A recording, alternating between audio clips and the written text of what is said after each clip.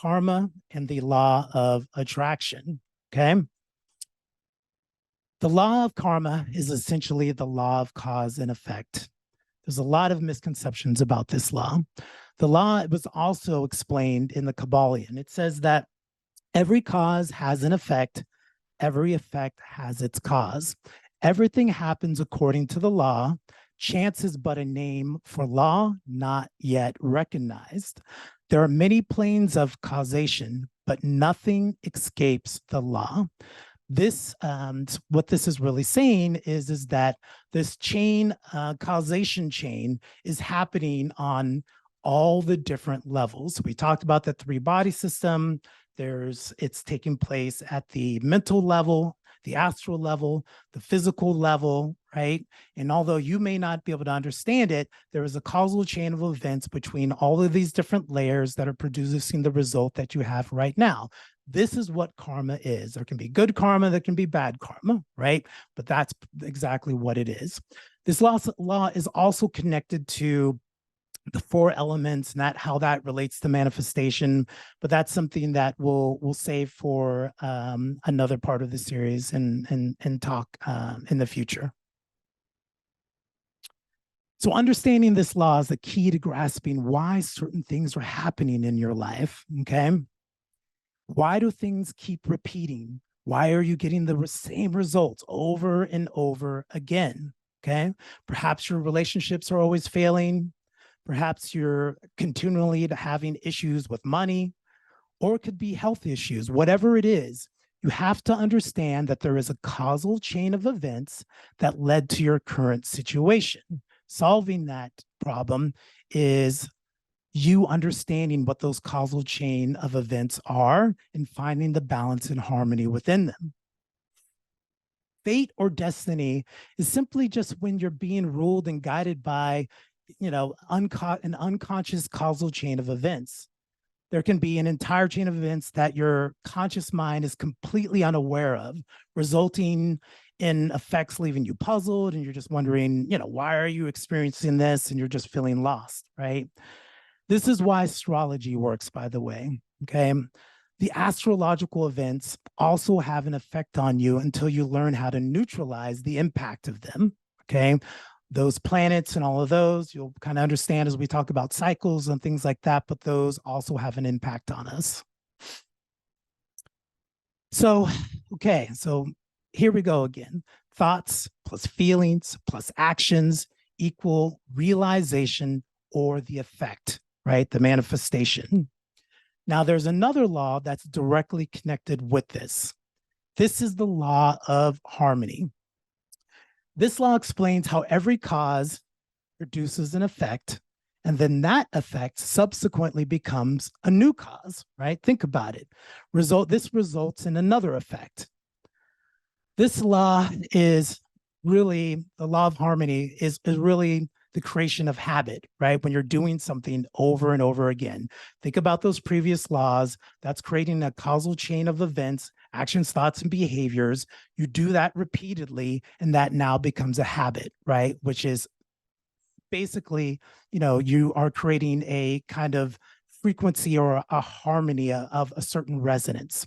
By repeating something over and over again, you begin to create a kind of rhythm and harmony, essentially. This law is symbolized by the Hierophant in the Tarot, because he stands in front of two people that represent good and evil on both sides. As part of this path, he must choose which he wishes to harmonize with. This is established by those previous laws via the pattern of his thoughts, his repeating thoughts, his feelings, and his actions. So you have a chance every time you have a new thought, you have new feelings, you're acting. Are you going to do that in a manner that is in harmony with good, right, or with evil? When we say good and evil, we don't really mean good and evil in that sense, but constructive or destructive, right? As it obtains or relates to your goal of aligning with your higher self. So will you harmonize with those constructive habits, right? Are you going to do the things necessarily to create constructive habits within your life, right? Or are you going to do the things that harmonize you with what would be considered destructive habits?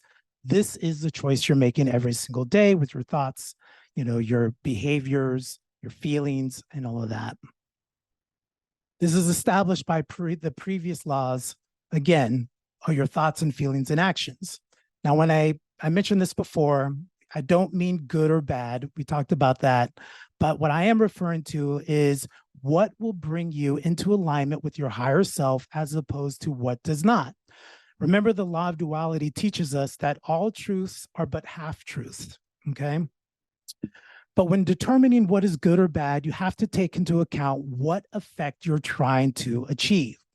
To just don't think about what you're trying to accomplish in the short term, but the long term as well, because that causal chain, it's going to affect you from now, and into the future. And honestly, this is impacting you even from past lives, right? So the short effects impact your long-term goals and so on and so forth. This is the law of karma.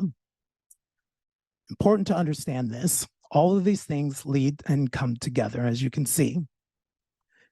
And again, this leads us to yet another law, the law of attraction. Okay.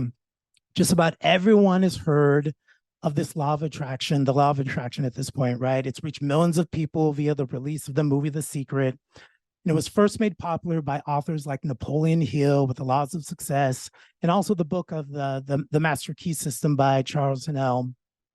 And in the Master Key System, it explains it as a predominant thought or mental attitude is essentially a magnet, right? And that law states that it attracts, like attracts like, essentially. And in the Book of Wisdom, otherwise known as the Tarot, this law is symbolized by the Lover's card.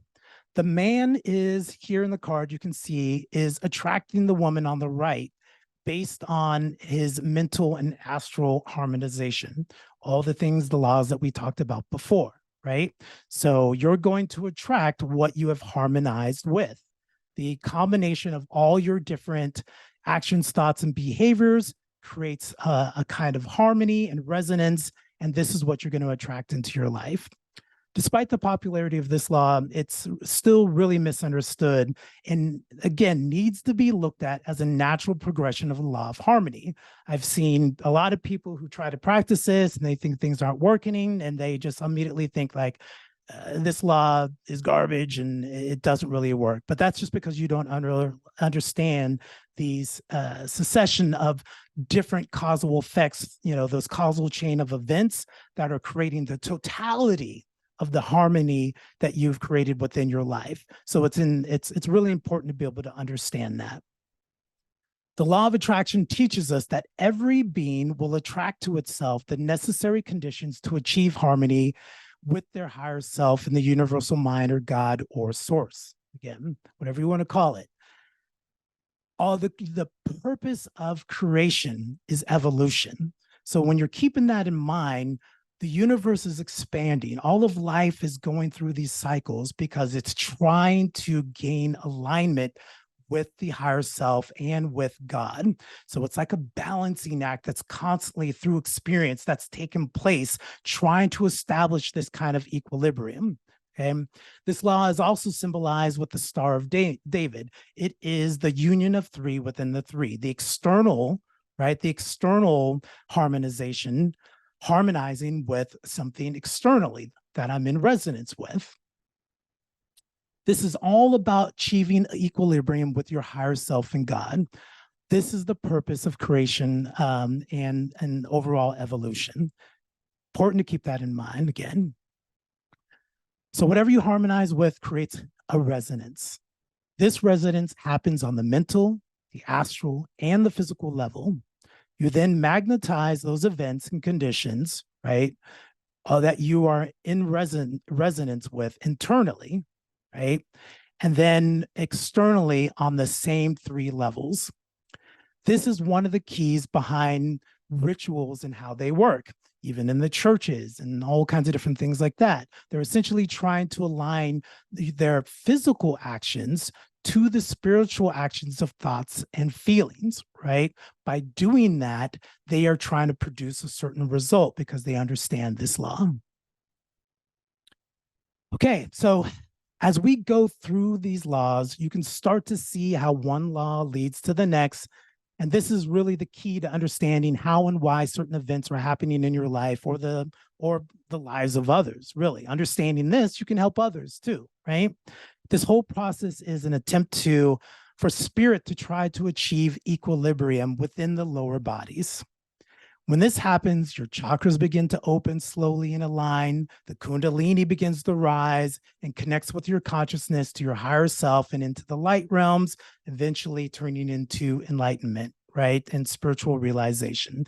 But this doesn't necessarily happen all at once. This is also happening in a gradual, progression. Okay.